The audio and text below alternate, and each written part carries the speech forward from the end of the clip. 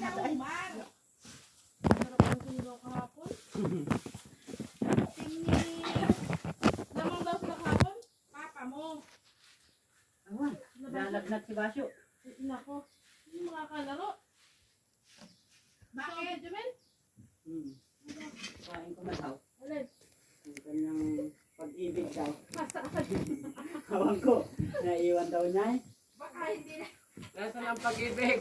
Naiwan daw ang pag-ibig ni Joel. Saan kaya? Tanga-tangahin nga yun. Sino kaya pag-ibig nun? Sabihin mo yung pag-ibig na lang naiwan pa.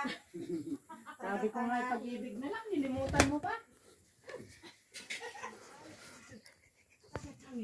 Anong oras na dumating tan? Di namin makontak. parang alauna yata. Alauna yata sa dumating doon. Tapos babalik na naman.